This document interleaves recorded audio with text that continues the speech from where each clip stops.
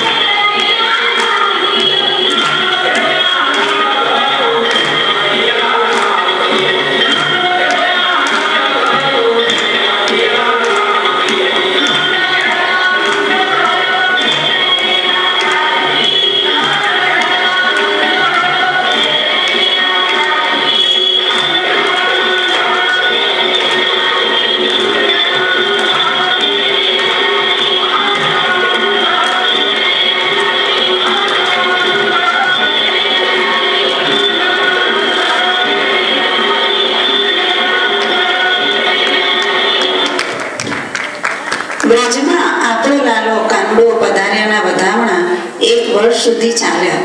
ગોકુળવાસીઓના લાડ પામતો પામતો લાલો 7 વર્ષનો થવા આવ્યો અને ગાયો ચરાવવા જવા લાગ્યો.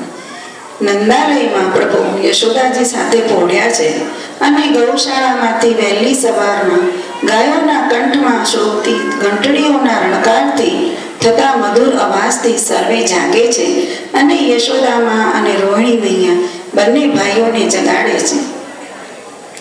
જનની જગાવત ઉઠો રે કન્હાઈ, જનની જગાવત ઉઠો રે કન્હાઈ, પ્રકટ્યો તારાની કિરણ ગન છાઈ, આવો ચંદ્ર વદન દીખરાઈ, બાર બાર પ્રમોદિત ઉરલાઈ, જનની જગાવત ઉઠો રે કન્હાઈ, સખા દ્વારે સબ તુમ્હી બુલાવત, तुम कारण हम द्वारे आवत, सूर्य श्यामा उठी दर्शन दीनो, माता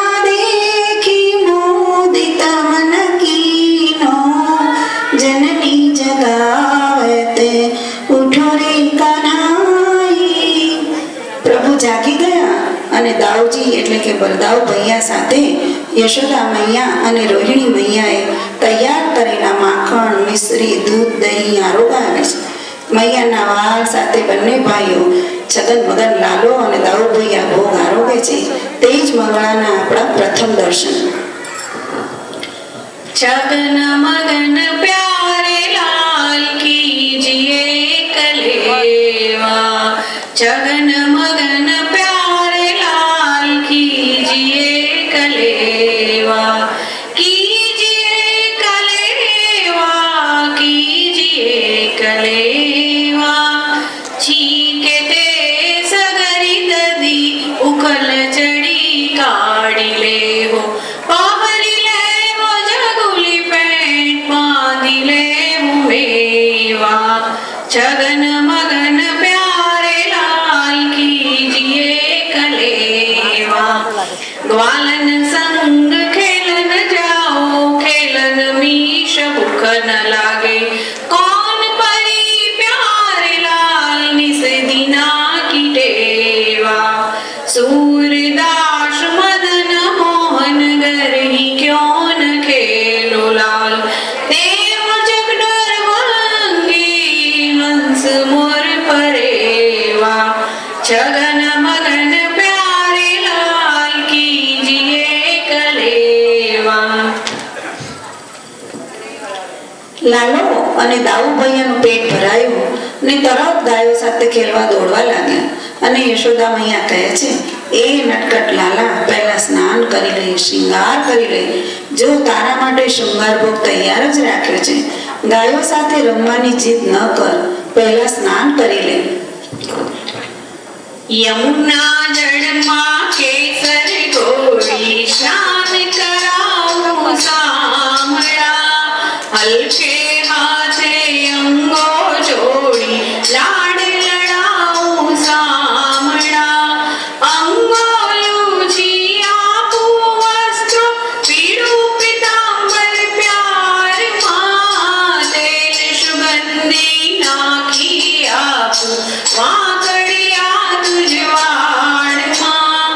કુમકુમ કેરું તિલક સજાવું ત્રિકમ તારા બાલમાં. બેલી આંખોમાં અંજન મારા વાલમાં. મોર મુકુટ માથે પહેરાવું મુરલી આપું હાથમાં. કૃષ્ણ કૃપાળુ નિરખી શોભા વારી જાઉં તારા વાલમાં. યમુના જળમાં કેસર ઘોળી સ્નાન કરાવું શામળા. લાલા તૈયાર થઈને બેઠો છે, કેવો સુંદર લાગે છે. મૈયા ખાઈને ઓવાણ હાલે છે. લાલો દાઉભૈયા સાથે શૃંગાર ભોગ આરોગી રહ્યા છે. ગોપીઓ ઘરેથી લાલા માટે નિત્ય નવી સામગ્રી બનાવીને યશોમતી ગૃહે લાવે છે અને લાલાને પ્રેમથી આરોગાવે છે. તે જ ગ્વાલ ભોગ ત્રીજા દર્શન. ક્યારેક ગોપી લાલાને પોતાના ઘેર પણ લઈ જાય છે અને આરોગાવે છે. અને ક્યારેક તો આપણો આ નટખટ લાલો કનુડો ગોપીજનોના ઘરે ગ્વાલ બાલ સખાઓને લઈને માખણ ચોરી કરવા પધારે છે. અને માખણ ચોરી કરતા કરતા પકડાઈ જાય છે. ત્યારે યશોદા મૈયા તેની બરાબર ખબર લે છે. ત્યારે આપણો આ નટખટ લાલો કેવા કેવા બહાના કાઢે છે તે આપણા ભક્ત કવિ સુરદાસજીના કીર્તન દ્વારા ઝાંખી માણીએ. માખણ ચોરી કરતા લાલો પકડાઈ ગયો અને ગોપી એને લઈ અને યશોદા મૈયા પાસે ગઈ ફરિયાદ કરવા લાગી. હે યશોદા તારો નંદ દુલારો બારે થયો ઠગારો રે. કે એના ધીંગાણાનો આવે નિહારો. યશોદામાને ખબર પડી એટલે એમણે બરોબર ખબર લીધી. લાલો આપણો નટખટ છે ને એટલે એ તો કેવા બહાના કાઢે છે એ આપણે કીર્તન દ્વારા સાંભળીએ ને માણીએ.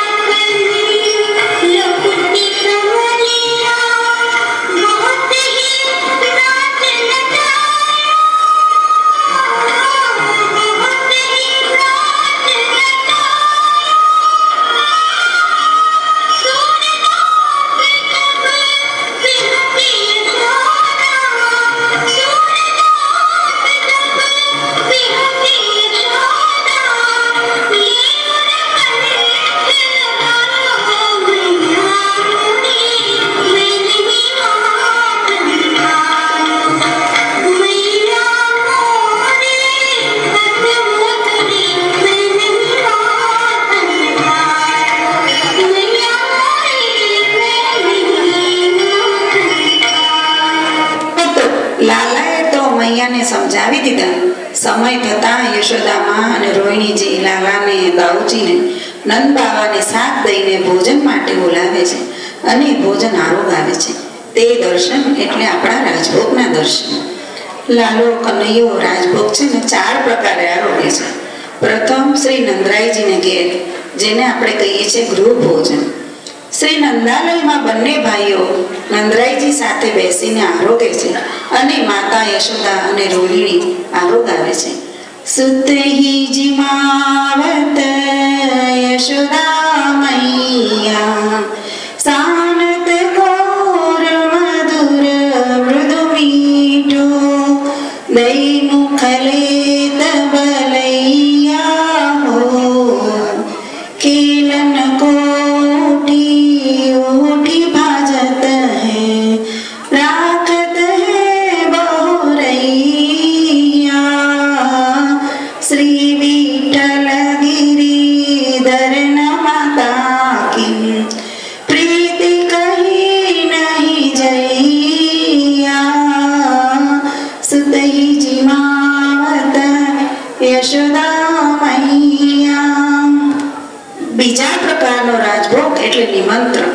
વ્રજભક્તોના આમંત્રણને માન આપીને નંદ, યશોદા, રોહિણી મૈયા, લાલો અને દાઉજી ગોપીને ઘેર ભોજન કરવા પધારે છે અને ગોપી હરખઘેલી થઈ જાય છે.